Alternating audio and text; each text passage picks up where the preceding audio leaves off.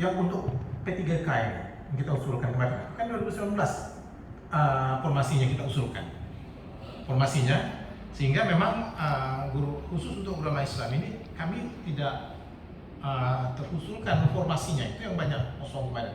Tapi kan guru-guru ini banyak yang bisa mendaftar masuk di situ, makanya ada yang guru bahasa Inggris mereka masuk ke guru kelas. Guru agama ini juga mungkin ijazahnya guru agama, tapi karena dia mendaftar di guru kelas juga sama mungkin dengan bahasa Inggris tadi kemungkinan. Di depodik di depodik mereka lihat di depodik. Jadi kemungkinan itu kami juga tak tahu persis ini, karena nanti pada akhirnya nanti yang mengeluarkan formasi itu kan dari Menpan nanti ke BKN nanti, sehingga muncullah formasi itu. Jadi khusus untuk guru-guru agama yang ada saat ini kita sudah akomodir ya, sudah kita akomodirkan di usulan formasi kita, termasuk guru agama Islam dan guru agama Kristen juga yang kita masukkan di formasi. Kira-kira demikian. Jadi memang khusus untuk formasi ke depan seperti apa disampaikan Pak Ahmad tadi, memang ya mau tidak mau, bukan mau tidak mau ya, memang harus untuk tanggung jawab bersama antara dinas pendidikan dengan kepala sekolah. Mereka tidak harus mengusulkan kalau sebenarnya sudah bergodok, sudah ada guru honor Tempo misalkan, honor yang dibayar di Tempo, mereka harus usulkan sebagai formasi juga ya, karena ini untuk ketiga ini mungkin menjadi catatan bagi kami nanti untuk kita realisasi pada pengusulan formasi berikutnya. Terima kasih Pak. Ya. Baik, Pak Kadis, kalau dulu yang di awal itu memang sempat ribut karena formasi guru agama itu sedikit. Itu waktu itu koordinasinya antara Kemenag dengan kementerian. Tapi ketika yang saat ini kan memang sudah mulai kita. Ya, sudah. Makanya formasinya dibuka banyak kan. Nah, yang saat ini sedang proses kan begitu, itu formasinya sudah mulai kita. Cuma memang yang bermasalah ketika bicara formasi untuk bahasa Inggris, terutama yang DSD sama guru TK tadi, ya kan? Itu kan menjadi persoalan kita yang ada pada posisi ini. Nah, tadi ini ada hal lain lagi yang perlu kita perjelas di sini. Tadi Bu Retno menyampaikan bahwa terkait dengan penempatan dan sebagainya itu kan ini menjadi domainnya dari kementerian, ya kan? Dulu kita pernah diskusi agar penempatan itu berbasis zona, sehingga katakanlah ini saya nih sebagai guru lokasinya di Batam Center, Batam Kota, sedapat mungkin penempatannya kan di Batam Kota, sehingga jangkauannya ke sekolah itu tidak terlalu jauh. Karena kalau jangkauannya jauh, maka yang pertama di sisi waktu, di mana diatur semuanya mulai dari proses pengangkatan yang bersangkutan sampai dengan proses yang bersangkutan menandatangani perjanjian kerja. Di dalam perjanjian kerja itu sudah termaktub Pak, bahwa yang bersangkutan melaksanakan perjanjian kerja sesuai dengan penempatan yang bersangkutan. Itu tidak boleh ditinggalkan Pak, karena mereka bekerja dengan perjanjian kerja. Berbeda dengan PNS.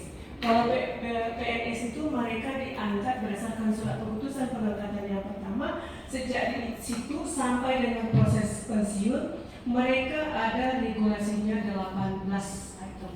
Tapi kalau untuk P3K ada 9 item, di mana mereka sudah di dalam perjanjian kerja itu sudah menyebutkan bahwa perjanjian kerja mereka dimulai dari tanggal berapa sampai dengan tanggal berapa, itu sudah ada. Maksimalnya 5 tahun mereka dan minimalnya setahun untuk perjanjian kerja. Hak-hak yang mereka dapat, apa yang harus mereka lakukan, apa kewajiban mereka di dalam perjanjian kerja mereka sudah tertuang. Jadi apa yang termaktub di dalam perjanjian kerja itulah yang mereka laksanakan. Polanya berbeda dengan PNS.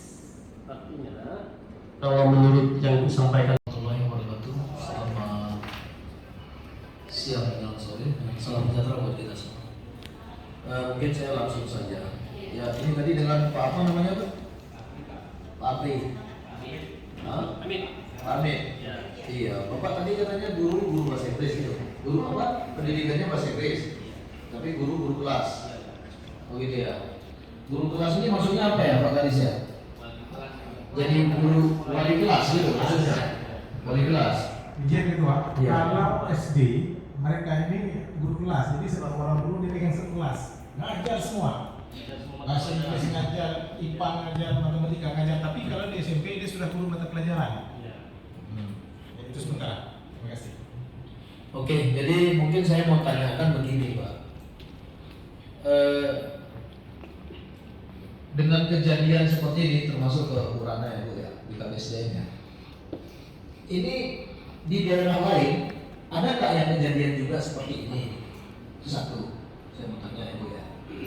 Nah yang kedua, tadi saya lihat lumayan banyak nih Bu kalau begini, ya kan? Kemarin yang apa nih yang lulus tadi apa yang 658 Bu? Dari swasta berapa? Dari yang negeri berapa? Ya tahap 2 tahun 2021 Pak. Itu kalau nggak salah dari sekolah swasta ya 382. Dari negeri 380-an. tahap 2 ya Pak. Dari negerinya berarti sekitar 200 sekian saja. Nggak Nggak sampai. Kira-kira apa yang menyebabkan ini Bu? Sertif Pak. Maksudnya Sertifikat. sertifikat pendidikan. Kenapa guru-guru kita yang di SD apa ya sekolah-sekolah negeri nggak bisa ini dengan sertifikasi itu? Ya. Karena gini Pak, kalau untuk di sekolah swasta, mereka cukup dengan SK yayasan, mereka sudah bisa langsung mengikuti sertifikat. Nah, sebetulnya bukan itu Bu. Ibu jangan bohongi saya dalam masalah ini. Itu. Saya sebetulnya udah lama Bu dengan masalah kasus-kasus yang seperti ini. Ketika ada mau sertifikasi, ya ada yang dipaksakan, ya kan ini dulu gitu. Ini kan kejadian ini seperti ini, ya kan? Artinya gini, ada rekomen nih, ini dulu gitu. Begitu nggak lulus kuota tuh habis, kasihan kan? Sama kayak saya maaf Bu, saya menyamakan itu dengan begini. Misalnya ada satu lowongan kerja, dibutuhkan 30 orang contohnya. Ini orang yang nggak mau kerja, yang belum mau kerja, dipaksa ikut kerja, tes aja gitu. Nah tadinya orang yang sudah mau kerja, yang betul-betul sudah ada niat, ya Bu ya, akhirnya nggak punya peluang gitu dengan kuota yang ada, ya kan? Dengan sertifikasi ini pakai kuota nggak Bu? Biasanya, Pak Kadis? Kalau sertifikasi ini kota dari kementerian. Ya makanya betul berarti yang saya bilang kan kelihatan di sini salah satunya Pak. Ya kan? Izin Pak. Ya. Oke.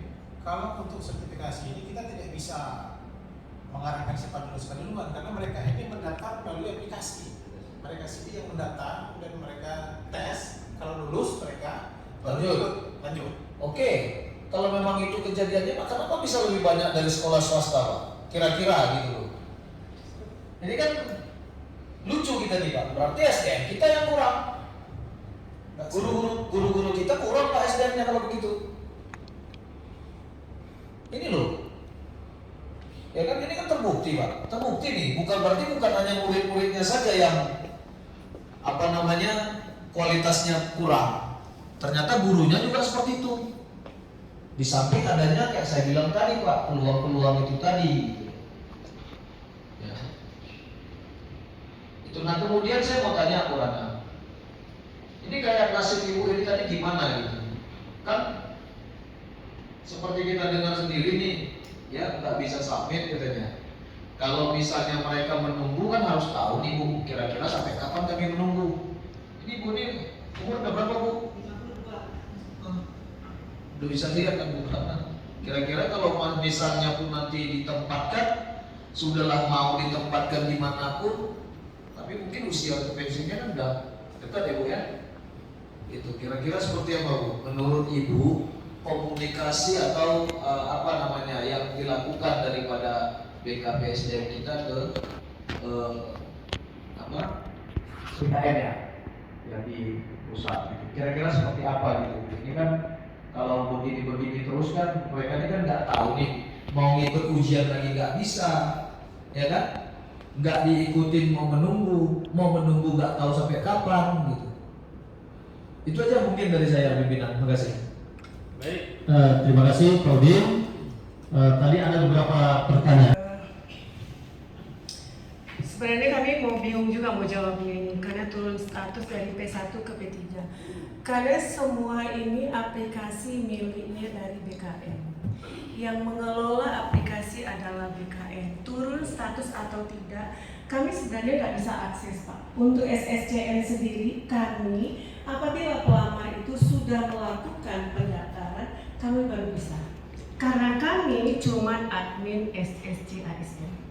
Admin tugasnya mengatur regulasi pengaturan tentang mulai pendaftaran sampai dengan batas pendaftaran. Admin membuat user verifikator. Ada namanya verifikator, ada namanya supervisor. Jadi kami berfungsi dalam hal ini verifikasi berkas yang disampaikan oleh pelamar. Verifikasi dilakukan oleh verifikasi pertama, setelah verifikasi pertama lakukan habis dilanjutkan dengan verifikasi kedua. Ini by aplikasi. Semuanya ini murni aplikasi dari BKN pusat. Kami tidak bisa, kami jangankan mau mencoba mendaftar, memasuki area pendaftarannya nggak bisa. Ini murni dari akunnya Bapak dan Ibu serta P3K sendiri. Kalau misalnya akun yang lama masih bisa digunakan, maka Bapak dan Ibu lanjutkan dengan akun yang lama. Kalau akun yang lama tidak bisa digunakan, lanjutkan dengan akun baru. P1 bisa berubah menjadi P3, ini dari aturan dari aplikasi sendiri. Kami nggak bisa ikut campur Pak dalam hal ini. Dari Pemko Batam tidak bisa ikut, dari Dinas Pendidikan juga tidak bisa ikut. Umpama dari P1 pindah menjadi P4, kami juga nggak tahu Pak. Kami karena murni dari BKN sendiri yang menentukan. Dari aplikasi BKN tentunya datanya dari Kemendikbud. Sejauh itu, kalau ada perubahan nanti dari status submit atau tidak submit, tentunya berpengaruh. Apabila Bapak dan Ibu submit, maka data Bapak dan Ibu bisa kami lakukan verifikasi. Kalau seandainya Bapak dan Ibu tidak submit, berarti data tidak ada di kami. Datanya nggak masuk di dalam verifikasi kami. Maka di dalam aplikasi itu admin hanya bisa melihat data pelamar jumlahnya sekian, data yang sudah submit sekian, data P1, P2, P3, cuma gitu.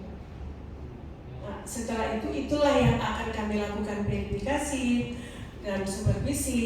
Hasil verifikasi ini nanti akan diumumkan sesuai dengan petunjuk dan regulasi dari BKN sendiri. Karena jadwal untuk pelaksanaan itu sudah disampaikan oleh BKN, itulah yang kami ikuti. Kira-kira seperti itu. Terus, ya dua hal itu Bu, dua hal itu. Ya, nah maksudnya kalau begitu maka karena BKPSDM di daerah itu hanya katakanlah melakukan verifikasi saja, tidak bisa masuk juga ke dalam melihat bagaimana mendaftar saja tidak bisa, kan begitu ya? Karena memang akun masing-masing dari para guru kita yang bisa masuk ke dalam aplikasi itu. Nah ini kan PR bagi kita. Pertanyaan-pertanyaan teman-teman tadi itu kan menjadi PR kita yang harus kita jawab. Nah kalau maksudnya kalau tidak bisa menjawab sekarang cara mendapat jawabannya, kami di Komisi 4 meminta kepada Dinas Pendidikan dan BKPSDM untuk meminta informasi ini kepada kementerian terkait beberapa pertanyaan yang disampaikan oleh teman-teman tadi. Karena begini, nanti kalau P1 ini kemudian sudah masuk ke aplikasi dan tidak mendapatkan informasi, maka turun menjadi P3. Ketika setelah selesai yang saat ini sudah penempatan dibuka nanti informasi baru lagi. Kalau saya mendengar dari beberapa rapat-rapat di kementerian dan DPRD kan akan dibuka informasi baru lagi nanti setelah ini selesai. Nah ini status teman-teman yang P1 kemarin ini bagaimana? Yang dikhawatirkan itu kan turun menjadi P3, ini yang dikhawatirkan. Padahal beliau-beliau ini sudah lulus passing grade dan tinggal penempatan saja. Kalau menjadi P3 kan ada proses yang berbeda lagi dari sisi seleksinya. Itu nanti minta tolong Bu ditanyakan ke kementerian terkait dengan P1 yang ketika mendaftar saat ini tidak ada formasi maka turun menjadi P3, nanti statusnya menjadi P apa ya? Menjadi P apa?